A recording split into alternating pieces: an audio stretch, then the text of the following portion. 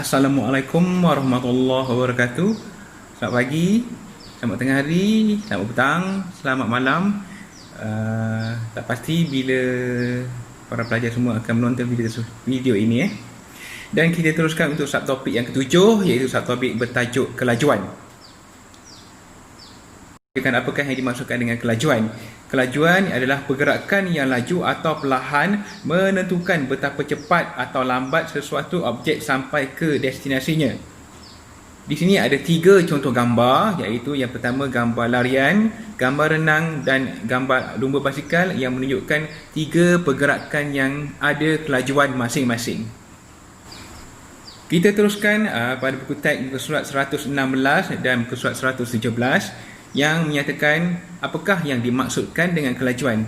Apakah itu kelajuan? Setiap objek yang bergerak mempunyai kelajuan. Objek yang berlainan akan bergerak dengan kelajuan yang berbeza. Dalam buku teks muka surat 116 dan 117 ada contoh, iaitu pergerakan kereta dan pergerakan basikal, di mana kedua-dua ini bergerak dengan keadaan kelajuan yang berbeza. Teruskan dengan unit kelajuan. Apakah itu unit kelajuan? Pada muka surat 119. Kelajuan melibatkan ukuran jarak dan masa sesuatu objek yang bergerak. Unit bagi kelajuan ialah gabungan kedua-dua unit jarak dan masa. Di sini ada 3 contoh untuk melihat kelajuan objek yang bergerak. Objek yang perlahan, objek yang sederhana dan objek yang laju dan bergerak. Yang pertama, contohnya adalah siput yang bergerak. Kita mengukur kelajuannya dengan unit sentimeter per saat. Seterusnya, tupai yang bergerak menggunakan unit meter per saat, dan kelajuan kuda yang bergerak kita gunakan kilometer per jam. Selain pada kuda, yang biasa kita gunakan kilometer per jam adalah kenderaan yang berada di atas jalan raya. Juga menggunakan unit yang sama untuk mengukur kelajuan, iaitu kilometer per jam. Kita teruskan pada muka surat 126 dan 127, iaitu bagaimana untuk mengira kelajuan dengan menggunakan formula kelajuan sama dengan jarak bahagi masa. Kita lihat pada situasi A dan situasi B. Di sini ada satu contoh soalan yang telah diberikan. Dalam situasi di atas, jarak yang dilalui dalam masa 5 saat ialah 30 meter. Berapakah jarak yang dilalui dalam masa 1 saat? Di sini ada contoh bagaimana pengiraan bagi kelajuan, iaitu kelajuan telah diberi jaraknya adalah 30 meter dan masanya adalah 5 saat. Dan setelah kita kira dalam unit menggunakan unit bahagi, kita dapat iaitu 6 meter per saat, seperti dalam muka surat 126. 127, soalan bagaimana kereta api laju bergerak dari Ipoh ke Kuala Lumpur. Soalannya, kereta api ini mengambil masa 2 jam untuk bergerak sejauh 200 km. Berapakah kelajuannya? Kita lihat itu contoh yang telah diberikan.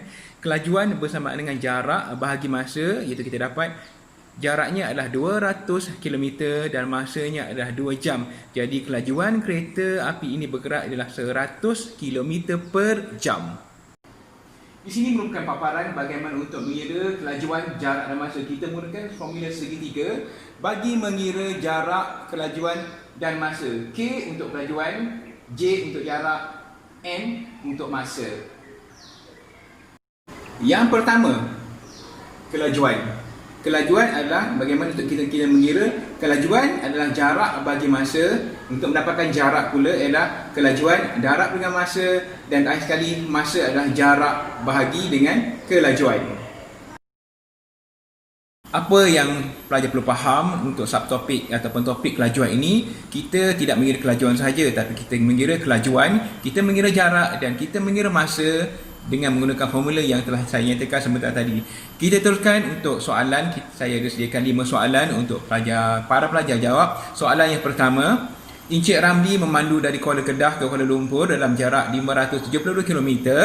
Beliau mula memandu pada jam 8.30 pagi dan tiba di Kuala Lumpur pada jam 12.30 tengah hari. Berapakah kelajuan kereta yang dipandu oleh Encik Ramli? Soalan yang kedua, seorang pelajar tingkatan 5 telah berjaya menamatkan larian 200 meter dalam masa 25 saat. Berapakah kelajuan lariannya? Soalan ketiga, Sebuah kereta api laju bergerak pada kelajuan 150 km per jam. Cari jarak yang dilalui oleh kereta api tersebut sekiranya ia mengambil masa 3 jam untuk tiba ke destinasi. Soalan keempat. Encik Nizam mengayuh basikal sejauh 120 km. Secara purata, kelajuan basikal yang dikayuh ialah 60 km per jam. Berapakah masa yang diambil oleh Encik Nizam? Soalan kelima, soalan terakhir. Ada 3 titik. Titik A, titik B dan titik C. Titik A ke titik B sejauh 474 km, titik B ke C 76 km. Soalannya, Puan Aminah telah memandu dari titik A ke titik C. Beliau mengambil masa selama 5 jam untuk sampai.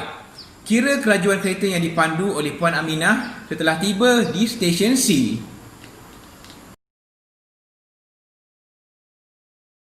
Sebelum saya menamatkan sesi PDPC pada kali ini, para pelajar perlu faham, untuk tajuk kelajuan ini kita ada iaitu maksud, unit, faktor jarak, rumus mengira kelajuan serta faktor masa. Sekian dari saya. Assalamualaikum warahmatullahi wabarakatuh.